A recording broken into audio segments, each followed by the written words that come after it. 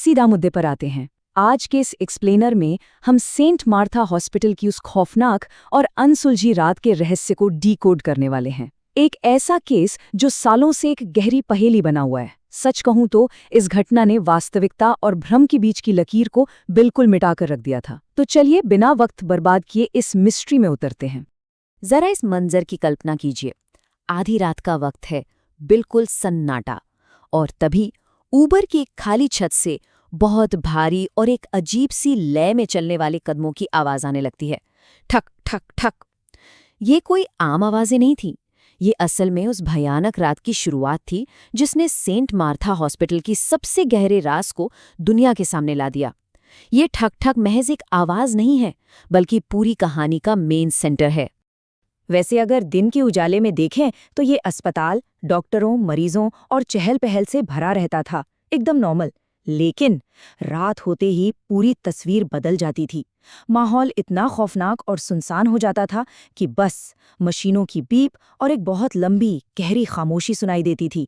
और यही वो डरावना माहौल था जिसने आने वाली घटनाओं को और भी ज्यादा भयानक बना दिया। अब यहाँ एक बात समझनी बहुत जरूरी है।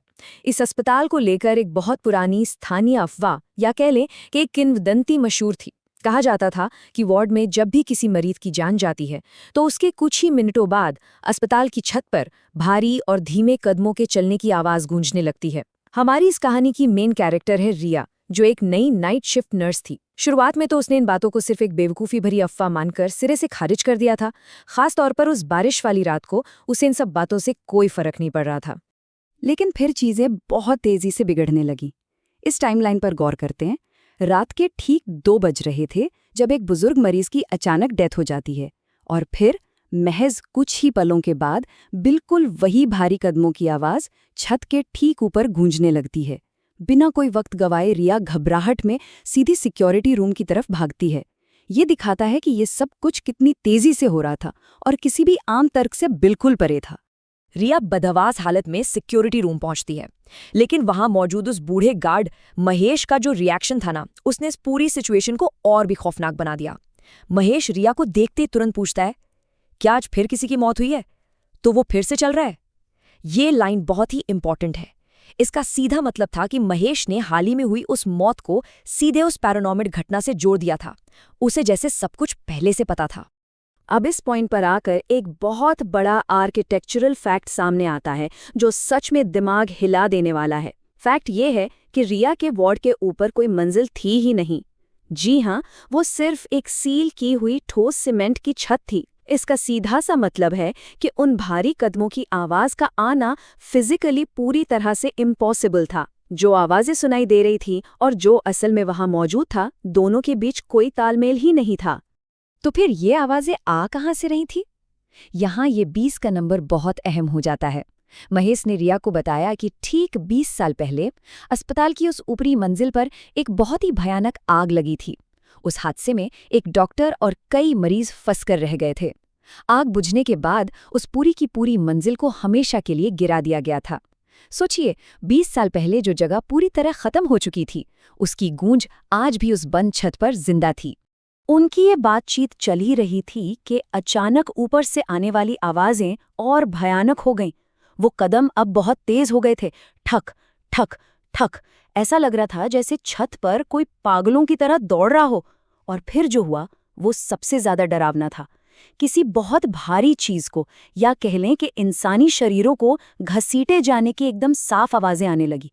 ये सब इतना खौफनाक था कि महेश तुरंत फैसला करता है कि चाहे जो हो जाए उन्हें ऊपर जाकर देखना ही होगा। और फिर शुरू होता है ऊपर जाने का वो डरावना सफर। सीढ़ियों पर एक एक कदम बढ़ाते हुए अजीबोगरीब चीजें होने लगी। सबसे पहले तो सीढ़ियों के पास हवा का तापमान अचानक से बहुत ज्यादा गिर गया, एकदम बर्फीली ठंड। फिर दीवारों पर काले जले हुए निशान नजर आने लगे, बिल्कुल वैसे जैसे आग अभी अभी लगी हो। और आखिरकार सबसे ऊपर मौजूद लोहे का वो भारी दरवाजा, जो सालों से पूरी तरह सील था, वो थोड़ा सा खुला हुआ मिला।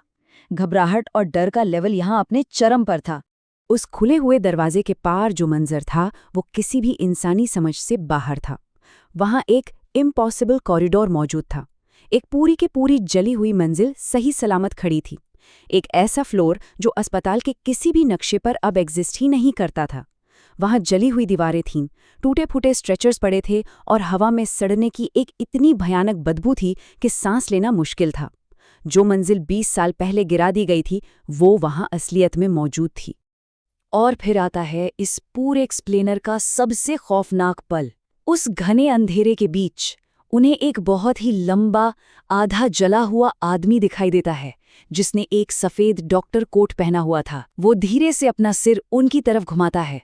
उसकी सिर्फ सफेद आंखें चमक रही थीं और वो बहुत ही दर्दनाक आवाज में कहता है, मेरे मरीज अभी भी मेरा इंतजार कर रहे हैं। और बस ये सुनते ही अंधेरे में से चीखते हुए मरीजों की जली हुई परछाइयां घिसटते हुए उनकी तरफ बढ़ने लगती हैं। अब ऐसे में भागने के अलावा कोई और रास्ता था ही नहीं। दर्जनों अनदेखे कदम पागलों की तरह उस दरवाजे की तरफ दौड़ने लगे। रिया और महेश किसी तरह अपनी जान बचाकर सीढ़ियों से नीचे की तरफ भागे। जैसे तैसे उन्होंने उस लोहे के दरवाजे को अपने पीछे पूरी ताकत से बंद किया और दरवाजा बंद होते ही एक बहुत ही अजीब सी चीज हुई। सारी की सारी डरावनी आवाजें बस एक ही झटके में कट ऑफ हो गईं। पूरे अस्पताल में 1 सेकंड के अंदर फिर से वही सन्नाटा और खामोशी छा गई।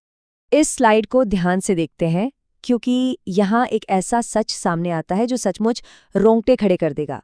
अगली सुबह जब रिया ने अस्पताल का पुराना रिकॉर्ड खंगाला तो पता चला कि 20 साल पहले उस आग में जो डॉक्टर मारा गया था, उसका नाम था डॉक्टर महेश वर्मा। और उस रात जो सिक्योरिटी गार्ड रिया के साथ उस डरावनी सीढ़ियों पर गया था, उसका नाम भी महेश था। हिस्टोरिकल रिकॉर्ड्स और उस रात की असलियत के बीच का ये कनेक्शन विज्ञान और लॉजिक दोनों की धज्जियां उड़ा देता है। तो आखिर में ये पूरा केस हमें एक बहुत ही भयानक सवाल के साथ छोड़ जाता है।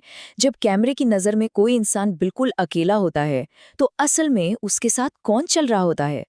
क्योंकि इस पूरी कहानी का सबसे बड़ा ट्विस्ट ये था कि अगली सुबह जब रिया ने ड्यूटी छोड़ने से पहले सीसीटीवी फुटेज चेक किया, तो उसने देखा कि उस रात सीढ़ियों पर वो पूरी तरह से अकेली चढ़ रही थी।